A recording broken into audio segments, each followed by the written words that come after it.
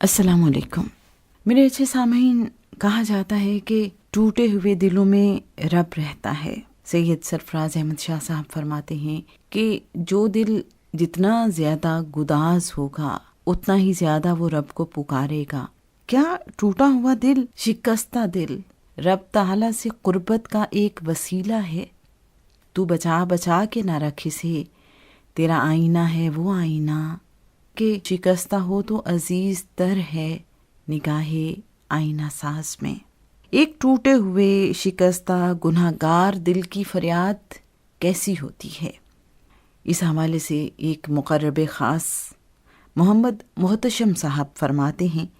ایک بندے سے جب کوئی گناہ سرزد ہو جاتا ہے تو وہ بندہ اندر ہی اندر ندامت سے ٹوٹ اور بکھر رہا ہوتا ہے، اس کا دل بےتاب اور روح بے چین ہو چکی ہوتی ہے، وہ بندہ ندامت کے احساس سے پانی پانی ہو چکا ہوتا ہے، صبح و شام کا چین لٹ چکا ہوتا ہے، دل شرمندگی کا بوجھ اٹھائے پھرتا ہے، آنکھیں شرم سے جھکی ہوئی ہوتی ہیں۔ رب تعالیٰ کو ایسے بندے سے بڑی محبت ہوتی ہے۔ رب تعالیٰ بڑی محبت سے اپنے اس بندے کی حالت دیکھ رہا ہوتا ہے، پھر رب تعالیٰ توبہ کی توفیق عطا فرماتا ہے، وہ بندہ پھر غلطی کرتا ہے، وہ رب پھر توبہ کی توفیق عطا فرماتا ہے، بندہ گناہ کرتا کرتا تھک جاتا ہے مگر رب توفیق دیتے دیتے نہیں تھکتا۔ وہ کریم رب بس یہ سننا چاہتا ہے کہ میرا بندہ اپنے منہ سے یہ اقرار کر لے کہ اے میرے کریم رب، میں خطائیں کر کر کے تھک چکا ہوں، میں بے بس ہو چکا ہوں، میری مدد کو آ۔ سب در بند ہو چکے ہیں، صرف ایک تیرے در کی آس اور امید ہے، مخلوق نے اپنے دروازے مجھ پر بند کر دیے ہیں، اب ایک تیرا ہی دروازہ بچا ہے، مجھے جگہ جگہ سے دھتکار دیا گیا ہے، ایک تیری طرف سے عزت کی امید ہے۔ میرے رب،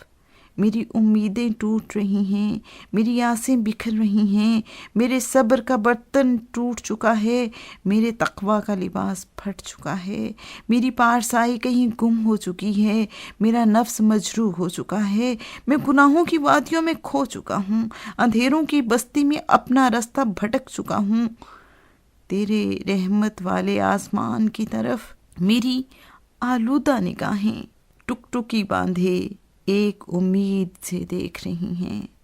میں اس قابل بھی نہیں کہ نبی کریم صلی اللہ علیہ وآلہ وسلم کا وسیلہ بخشش کے طور پر تیری برگزیدہ بارگاہ میں پیش کر سکوں۔ اے میرے ستار و غفار رب، مجھے گناہ گار ہونے کے باوجود تیرے وجود کا ایک احساس تھا کہ تو ہے اور تیری طرف سے رحم کی امید تھی، بس اسی ایک احساس اور امید کا وسیلہ تیری بارگاہ میں پیش کرتا ہوں کہ میرے گناہ گار اور بکھرے ہوئے ذروں میں تقسیم ہو چکے ہوئے وجود کو اپنے رحمت والے ہاتھوں میں تھام کر پھر ایک نئے سرے سے تعمیر کر دے اور مجھے دنیا و آخرت کی رسوائی سے بچا لے۔